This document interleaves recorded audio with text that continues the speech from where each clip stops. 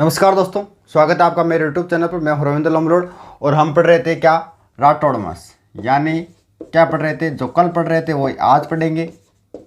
कहाँ तक पढ़ लिया था हमने? पढ़ लिया था मालदेव तक। रोटी रानी, मालदेव, उमादे, सब कुछ बता दिया मैंने। अब इसके पढ़ने क्या, उत्तराधिकारी। तो इसके 4 पुत्र थे। बड़े बड़े पुत्र का नाम था राम या राम सिंह बोल दो। नंबर 2 उदय सिंह, ये मोटा राजा उदय सिंह है, ठीक है, कंफ्यूज ना हो इसलिए। मोटा राजा उदय सिंह, इसको मोटा राजा की उपाधि दी थी किसने दी थी? अकबर ने दी थी। नंबर 3 चंद्रसेन। राजपूताने के कायदे के अनुसार शासक कौन बनना चाहिए? शासक बनना चाहिए राम, लेकिन शासक कौन बन गया? चंद्रसेन। देखो, राजपूताने में कई बार ऐसी गलतियां हुई है जो किसी रानी के प्रभाव में आकर राजा क्या करता था, किसी और को अपना उत्तराधिकारी बना देता था। लेकिन गद्दी का या राजगद्दी का हकदार कौन है? राम सिंह है। तो राम सिंह कहाँ चला गया? राम सिंह चला गया मेवाड़ में, कहाँ पर? कलवा। और उदय सिंह बचा। उदय सिंह कहाँ चला गया था? उदय सिंह चला गया था फड़ौदी साइड। और बाद में ये कहाँ जाएंगे? सुप्रीम कोर्ट में जाएंगे। सुप्रीम कोर्ट कहाँ पर? अकबर के पास में।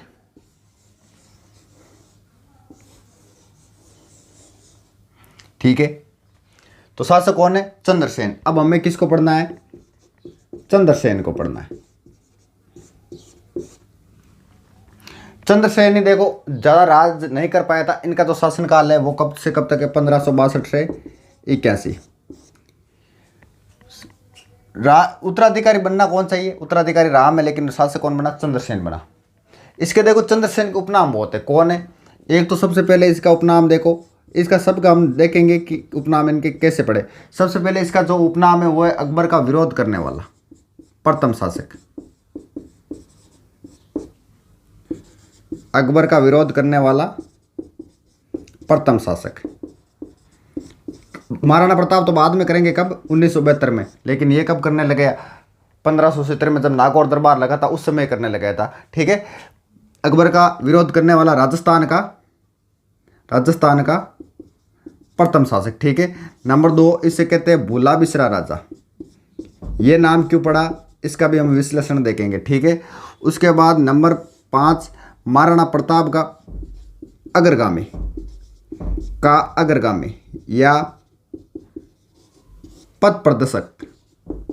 यानी महाराणा प्रताप को रास्ता किसने दिखाया था? चंद्रसेन ने दिखाया था। लेकिन इनकी इतनी प्रसिद्धि नहीं थी जितनी महाराणा प्रताप की थी। जितना महाराणा प्रताप को मान सम्मान मिला था उसका इनको 1% भी नहीं मिला था। ठीक है। मारवाड़ में छापामार पद्धति अपनाने वाला ये भी प्रथम शासक है। कौन सी पद्धति? छापामार पद्धति। ठीक है। ये मोटा राजा उदय सिंह है। वैसे उदय सिंह मेवाड़ में भी 2 हुए हैं। एक बार केबीसी में क्वेश्चन पूछा गया था कि उदयपुर नगरी किसने बसाई थी? तो उदयपुर नगरी किसने बसाई थी? उसमें ऑप्शन था उदय सिंह सेकंड। तो उदय सिंह सेकंड ने बसाई थी। ठीक है। एक जो हम उद्दा नाम बोलते हैं ना, उसका भी नाम उदय सिंह था, लेकिन हम उसको उद्दा बोल देते, इसलिए जो महाराणा प्रताप के पिताजी हम उनको सीधे उदय सिंह बोल देते, उदय सिंह सेकंड नहीं बोलते हैं। तो वह क्या था? बड़ा भाई। चंद्रसेन का बड़ा भाई कौन? राम सिंह। राम सिंह किधर चला गया था? कलवा की तरफ। कलवा का मेवाड़ की तरफ चला गया। और उसके बाद उदय सिंह कहाँ चला गया था? उदय सिंह चला गया फलौदी की तरफ। और दोनों भाई फिर कहाँ चले गए? सुप्रीम कोर्ट के पास। कहाँ? अकबर अब किसको शासक बनाना चाहता है? अकबर शासक बनाना चाहता है मोटा राजा उदय सिंह को। किसको? मोटा राजा उदय सिंह को, क्योंकि ये इसकी तरफ था। ठीक है। लेकिन चंद्रसेन के खिलाफ किसको भेजा? अकबर ने भेजा चंद्रसेन के खिलाफ हुसैन कुली खां को। ये वही हुसैन कुली है जिसकी उंगली काटी थी। हुसैन कुली खां को भेजा। ये कब भेजा था? ये भेजा था 1572 के समथिंग भेजा था। ठीक है। यह नागौर दरबार के बाद में भेजा था। हुसैन कुली खां को भेजा। क्यों भेजा? क्योंकि जोधपुर का किसको बनाना चाहता? मोटा राजा उदय सिंह को बनाना चाहता था। लेकिन चंद्रसेन यहाँ से भाग गया और ये किसको सौंप दिया? जोधपुर ये सौंप दिया था बीकानेर का राय सिंह को। कब से कब तक सौंपा था? ये सौंपा था लगभग 72 से 74। शुरुआत में विरोध कर रहा था। कौन कर रहा था? अकबर कर रहा था। किसका? चंद्रसेन का। क्यों? चंद्रसेन थोड़ा काला टाइप का। क्यों? अकबर ने जगह आदमी मिला ना, यान के मिले। जब मान सिंह देख लियो, मान सिंह ने क्यों जब तू नूर बनते हो भी टाइम कट के जाओ। और चंद्रसेन ने देख चंद्रसेन ही काड़ो यो। अकबर ऐसा सोचता था कि चंद्रसेन काड़ा है इसलिए मैं इससे मिलूंगा तो मैं भी काड़ा पड़ जाऊंगा। चंद्रसेन कहाँ चला गया? चंद्रसेन चला गया बदराजून। सिवाना बाद में जाएगा। और वो मालदेव कहाँ चला गया था? पहले सिवाना गया था, बदराजून बाद में गया था। चंद्रसेन पहले बदराजून गया और सिवाना बाद में जाएगा। चंद्रसेन एक बार क्वेश्चन पूछा था चंद्रसेन के मध्य, जनता के मध्य ये लोकप्रियता क्यों थी, यानी इतने लोकप्रिय क्यों नहीं थे? तो इसलिए नहीं थे क्योंकि जब महाराणा प्रताप पर विकट परिस्थितियां थी तब उन्होंने सेठ और साहूकारों को लूटा नहीं था, लेकिन चंद्रसेन ने सेठ साहूकारों को लूटना चालू कर दिया था। अब अकबर आएगा खुद ही। कहाँ पर? अजमेर तो आता ही था अकबर, किसके लिए? जियारत के लिए। लेकिन अकबर अब आएगा नागौर। कब आएगा? ये डेट ध्यान में रखना, नवंबर 1570। यहाँ से ऐसे मान लो इतिहास का पूरा उल्ट फेर ही हो गया। यहाँ से ऐसे मान लो ये राजपुताने का टर्निंग पॉइंट है नागौर दरबार। कौन आया था? ये आया था 3 नवंबर 1570 में। अकबर आएगा खुद ही। आया तो कहा था अजमेर आया था जियारत के लिए, लेकिन नागौर आ गया। नागौर एक बहाना बनाकर आया था कि मैं अकाल रात के तहत एक तालाब बनाऊं, तालाब को नाम हो शुक्र तालाब। और उस तालाब में बंदा ये चेक करना चाहता है कि मेरे पीछे कौन कौन से राजा है, कौन कौन मार ला रहे, मिठाई ले रहा है, कौन कौन मारा वास्ते फूल ले रहा है, कोई कई गिफ्ट देवे, ये वास्ते आ रहा है। तो ये चेक करने के लिए बंदा आ रहा है। कहाँ पर आ रहा है? नागौर दरबार लगाया इसने। नागौर दरबार में कौन कौन आया था? इसमें आया था जैसलमेर से आया था हर्राय बाटी, हर्राय बाटी, ठीक है। और यहाँ से बीकानेर से कौन आया था? बीकानेर से आया था कल्याणमल, और उनके पुत्र कौन? राय सिंह। और उसके बाद में बूंदी से कौन आया था? सुरजनहाड़ा। ध्यान रहे मेवाड़ से कोई नहीं आया था, ध्यान में रखना ये चीज़, मेवाड़ से कोई नहीं आया था, इस चीज़ का ध्यान रखना। और मोटा राजा उदय सिंह तो है ही। और बदराजून से भाई नागौर दरबार लग रहा है, तो बदराजून से चंद्रसेन ने सोचा कि हम भी चले, कोड़ता काटता बढ़िया गाड़ी वाड़ी तैयार करी, चलो।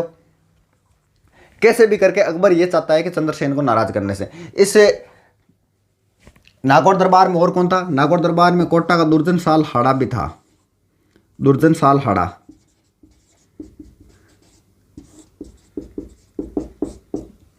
तो अकबर क्या चाहता है कि कैसे भी करके इसको नाराज करना है। किसको? चंद्रसेन को। चंद्रसेन को नाराज करना है। चंद्रसेन जैसे दरबार में पूछा, रामास्वामी करी, अकबर ध्यान कौन दियो, और रामास्वामी करी, ध्यान कौन दियो। अब यार आदमी कितनी देर सहनशीलता रहे, आदमी की बीपी, चंद्रसेन की बीपी होगी हाई, बीपी हाई होगी जना वो कहीं गिरो गाड़ी गलोच कर निकल गो। तो अकबर क्यों? अरे भागो भागो, इंग लारे पकड़ो, क्यों अपन गाड़ी गाड़ निकाल पाई क्यों। तो यहाँ करके इंग लारे सेना लगा दी। कौन लगा दी? अकबर लगा दी। तो चंद्रसेन के विरुद्ध में किसको भेजा? चंद्रसेन को विरुद्ध के मान भेजा, किसको? राय सिंह को भेजा। कब? 1572 में, ठीक है। चंद्रसेन वहां से कहाँ चला गया था? वहां से चला गया वापिस बदराजून आ गया, और वहां से चंद्रसेन फिर चला, और फिर कहाँ चला गया? चंद्रसेन बदराजून से सिवाना चला गया, सिवाना, ठीक है। और मालदेव पहले सिवाना गया था, बाद में बदराजून गया था, ये चीज ध्यान रखना। तो चंद्रसेन वापस कहाँ गए? बदराजून। बदराजून से सिवाना आ गया, सिवाना से सिरियार, सिरियारी चला गया, और उसके बाद डूंगरपुर बांसवाड़ा की तरफ चला गया, और वहां पर महाराणा से मुलाकात भी की थी चंद्रसेन ने। और हर्राय बाटी किसका दिन हो गया? अकबर का दिन हो गया, क्योंकि ऐसा माना जाता है कि नागौर दरबार के पीछे कहीं ना कहीं बारमल की उपस्थिति। कैसे? बारमल अधीन हो गया। जैसे मान लो गांव में 10 लोग तैयारी कर रहे हैं, और 10 में से 10 का रिजल्ट आया और 9 पास हो गए और 1 फेल हो गया, तो चर्चा किसकी होगी? 9 की नहीं होगी, वो एक जो फेल हुआ है ना उसकी चर्चा होगी। कैसे होगी? क्योंकि बाकी तो सब पास हुए, उनकी कोई चर्चा नहीं करेगा, उसकी फेल वाले की ज़्यादा चर्चा करेगा, ठीक है। यानी उसकी आपकी जीत से ज़्यादा तो हमारे शहर में हार के चर्चा है। तो इसलिए कहते हैं कि बारमल का विरोध कर रहे थे बाकी राजा कि तूने मुगलों की अधीनता स्वीकार कर ली, क्योंकि वो तो 1562 में कर ली थी अधीनता स्वीकार। तो कहते कहीं ना कहीं ये बारमल की दिमाग की उपस्थिति नागौर दरबार, और ये क्या करना चाहते थे कि 2-4 ने और लपेट लिया, 5 साथ कर लिया, बारमल ये सोच रहा था। तो उसमें राय सिंह आ गया, इनके पिता कल्याणमल भी आ गए। कल्याणमल तो पहले भी चले गए जब मालदेव ने अधिकार किया, कब? बीकानेर पर। और उसके बाद हर्राय बाटी भी गया, और सुरजनहाड़ा और दुर्जनसाल हाड़ा, ये सब आ गए थे नागौर दरबार। लेकिन ध्यान रहे मेवाड़ से कोई नहीं आया था यहाँ पर, ठीक है। उसके बाद चंद्रसेन ने किस पर अधिकार कर लिया? पोखरण दुर्ग पर अधिकार कर लिया। और पोखरण दुर्ग पर कौन था? हर्राय बाटी। हर्राय बाटी ने चारों ओर से पोखरण दुर्ग को घेर लिया था, लेकिन पोखरण दुर्ग के अंदर कौन था? चंद्रसेन था। चंद्रसेन था, लेकिन इसको हारने की थी, तो हारने की उम्मीद थी, तो इसने राय बाटी ने कहा कि तू मेरे को दुर्ग किराए पर दे दे। तो चंद्रसेन ने सोचा कि अरे यार अपन तो नहीं हार रहा, तो अपन एक काम करा, अपन तो पीछे जी दोनों काम मुझे, और कहा कि तू जब वापस आएगा तो मैं चंद्रसेन तेरे को वापस दे दूंगा। तो बताते हैं कब दिया था, ये दिया था 1576 में, 1576 में दिया था, लगभग बताते हैं 1 लाख फदिये में, यानी 12,500 ऐसे कुछ रुपए होते हैं। और किसको दे दिया, राय बाटी को किराए पर दे दिया, कौन सा, ये पोखरण दुर्ग। और वो कहते हैं चंद्रसेन का अंतिम जो समय है वो सिंचियाई कहाँ पड़ता है, जोधपुर में, सिंचियाई जोधपुर के पहाड़ों में था। और कहते हैं कि दुधोद का एक राठौड़ था, वेरसाल कुंपावत के यहाँ खाना खाया था। बताते हैं कि उस खाने में जहर था, इसके कारण इनकी तबीयत खराब हो गई और इनकी क्या हो गई, मृत्यु हो गई। कहाँ पर, यहीं पर संचाय जोधपुर में, और संचाय भी बोलते हैं, संचाय या संचाय, ठीक है। और इनकी जो छतरी है वो कहाँ पर है, सारणपाड़ी कहाँ पर है, पाली में। किसकी, चंद्रसेन की छतरी कहाँ पर है, पहाड़ी में। और बाद में अकबर ने क्या कर दिया, 1521, जैसे 1581 में चंद्रसेन की मृत्यु हुई, तो 1581 से लेकर 1583 तक, 1581 से 83 तक जयपुर को खालसा घोषित कर दिया। खालसा क्या होता है, नहीं समझ में आता तो मैं अभी समझाऊँ, 1 मिनट आगे, ठीक है। 1581 से 1583 क्या कर दिया, खालसा घोषित कर दिया। और ध्यान रखना, जोधपुर 2 बार खालसा हुआ है, कब कब, एक तो अकबर के समय और एक औरंगजेब के समय, दोनों बातें ध्यान में रखना, कब कब खालसा हुआ। खालसा क्या होता है देखो, मैं अभी 2 मिनट में समझूंगा ने।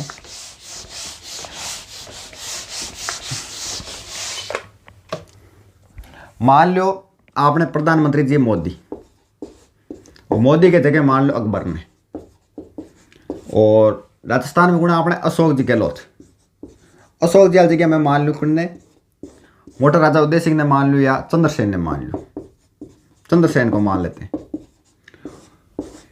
किसी वजह से, किसी कारण से अशोक गहलोत की सरकार गिर गई या इन्होंने इस्तीफा दे दिया। अब यहां पर क्या होगा, सबको पता है, राष्ट्रपति शासन लगेगा। तो होता क्या है, तो ये सारी की सारी भूमि, कौन सी, जो राजस्थान वाली, ये किसके अंडर में चली जाएगी, मोदी सरकार के अंडर में। वैसे ही जैसे चंद्रसेन की मृत्यु हुई तो अंडर में किसने ले ली, अकबर ने ले ली अपने, यानी पूरी की जो भूमि है वो किसने अपने अंडर में ले ली, अकबर ने अंडर में ले ली, यानी अपने अधीन कर लिया। तो पूरा राजस्थान किसके अधीन चला जाएगा, एक तरह से कह सकते हैं कि केंद्र के अधीन चला जाएगा, यानी केंद्र हस्तक्षेप करेगा। और लेकिन राजा तो कौन है, वैसे मोदी है, लेकिन राजस्थान का कौन है, अशोक गहलोत है।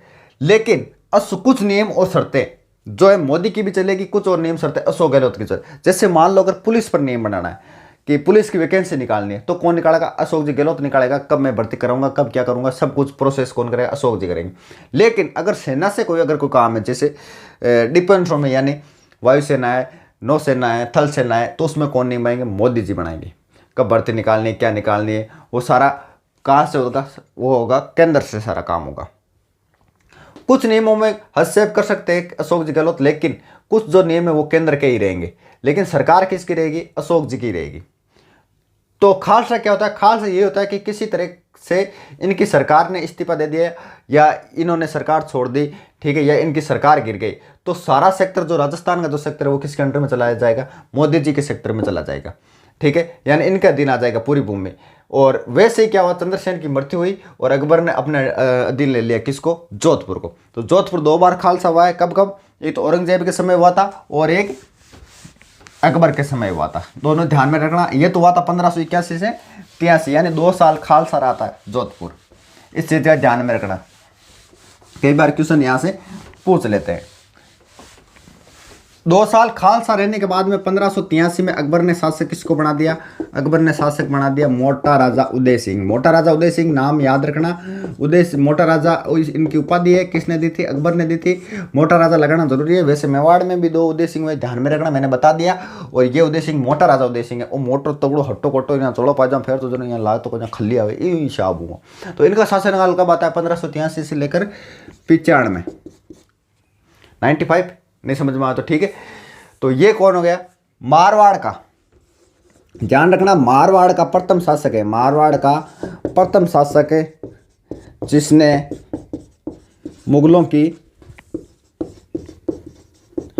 अधीनता स्वीकार की और क्या किया, और वैवाहिक संबंध स्थापित किया। सबसे पहले कौन है, सबसे पहले किसने की वैवाहिक संबंध स्थापित और किसने अधीनता स्वीकार की थी मुगलों की, वो की थी बारमल ने। और मेवाड़ से किसने की थी, मेवाड़ से की थी महाराणा प्रताप के पुत्र अमर सिंह ने। और उसके बाद राय बाटी ने जैसलमेर से, और वहाँ से किसने की थी, बीकानेर से कल्याणमल ने। और यह ध्यान में रखना क्योंकि कई बार यहाँ से सीधे क्वेश्चन पूछ, जोधपुर से मोटा राजा उदय सिंह हो गया। तो इन्होंने क्या किया, इन्होंने मारवाड़ का ये प्रथम शासक है जिसने मुगलों की अधीनता स्वीकार की और वैवाहिक संबंध स्थापित किए। 1587 में 83 में शासक बने। और 1587 में हुआ क्या था, 1587 में उदय सिंह की पुत्री यानी मोटा राजा उदय सिंह की पुत्री कौन है, जगत गोसाई। जगत गोसाई कहीं पर नाम आता है मानमती, जगत गोसाई या मानमती या जोधाबाई भी इसे कहते हैं। जोधपुर के होने के कारण इनका जो विवाह है वो किसके साथ हो गया, इनका जो विवाह है वो जहांगीर या सलीम भी जिसको आप बोलते हैं, सलीम या जहांगीर का विवाह किसके साथ हो गया, जगत गोसाई या मानमती, ये उदय सिंह की पुत्री थी। ठीक है। और उसके बाद इन दोनों से जो पुत्र की उत्पत्ति हुई थी, जो इनसे दोनों से पुत्र हुआ था उसका नाम था खुर्रम, जो आगे जाकर बादशाह बनेगा किस नाम से, शाहजहां नाम से। तो ये क्या हो गया, ये जोधपुर का भांजा हो गया कौन, खुर्रम या शाहजहां। इसके अलावा इनके समय मोटा राजा उदय सिंह के समय ब्राह्मण और चारण से इन्होंने जमीन ले ली थी। क्यों ले ली थी, क्योंकि देखो पहले राज तिलक कौन करते थे, ब्राह्मण वगैरह करते थे। ठीक है। चारण भी इनको कविता वगैरह सुनाते थे। तो ये क्या करते थे, खुश होकर जमीन दान में दे देते थे। यानी कहता बा जमीन तू राख ले, चारण ने कहता अगर कोई कविता छोकरा बढ़िया लागती जना। तो एक आय करता देता, कौन देता, राजा देता। जब मोटा राजा उदय सिंह क्या करियो, अंगन जमिया वापिस ले ली। तो उस समय अहुआ में चारण और ब्राह्मण इकट्ठा हुआ और एक आय करियो पुरुष जोहर करियो। और उस पुरुष जोहर को क्या कहते हैं, जम्मत कहते हैं। ये ध्यान में रखना, पुरुष जोहर को क्या कहते हैं, जम्मत कहा जाता है। किसने किया, चारण और ब्राह्मणों ने किया। कब किया, उदय सिंह, मोटा राजा उदय सिंह के समय, उनका शासनकाल 1583 से 95 में। ये ध्यान में रखना। ठीक है। और मोटा राजा की उपाधि किसने दी थी, ये उपाधि दी थी अकबर ने। बस इसके बाद में जो शासक बनेगा वो बनेगा सूर सिंह, जिसने सूर सागर तालाब बनाया था।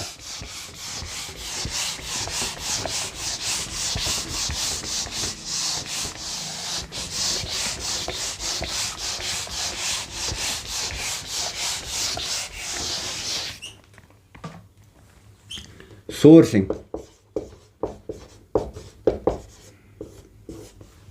सूर सिंह का शासनकाल का बताया 1595 से लेकर और 1619, 1595 से 1619। ठीक है। इन्होंने क्या किया, जोधपुर में सूरसागर तालाब बनाया, सूरसागर तालाब। ठीक है। किसने बनाया, सूर सिंह ने बनाया। 1613 से लेकर 1615 जब अभियान भेजा था मेवाड़ में, किसने, अकबर ने भेजा था। तो सूर सिंह खुर्रम के साथ में थे, यानी खुर्रम यानी शाहजहां, बता दिया मैंने, खुर्रम या शाहजहां दोनों एक ही है। अकबर ने सूर सिंह को एक उपाधि दी थी, उसका नाम है सवाई। और सवाई का मैंने जब आमेर पढ़ाया था उस समय बताया था कि सवाई का मतलब क्या होता है, चतुर होता है। ठीक है। उसके बाद में इनके बाद में जो शासक बने, एक के दो बातें हैं। गज सिंह शासक कब बने थे, गज सिंह बने थे 1619 तक तो वो रहे थे। 1619 के बाद में ये शासक बन गए, कब से कब तक, 1619 से 38 के समथिंग। ठीक है। यहाँ तक आ गई बात समझ में। उसके बाद देखो, उसके बाद जहांगीर ने गज सिंह को दक्षिण अभियान के लिए भेजा। दक्षिण अभियान में इन्होंने सफलता प्राप्त कर ली और इनको एक उपाधि दे दी जहांगीर ने, किसकी, दल थम्मन यानी दल को थामने वाला, दल थम्मन। ठीक है। दल पुंगल अलग है, दल थम्मन अलग है। ठीक है। 1623 में जहांगीर ने गज सिंह को किसके विरुद्ध भेजा था, खुर्रम के विरुद्ध भेजा था। खुर्रम के विरुद्ध भेजा था। किसको, गज सिंह को भेजा था। किसने भेजा था, जहांगीर ने भेजा था। गज सिंह ने अपनी पुत्री का विवाह किसके साथ कर दिया, जहांगीर का पुत्र परवेज के साथ में, जहांगीर के पुत्र परवेज के साथ में विवाह कर दिया।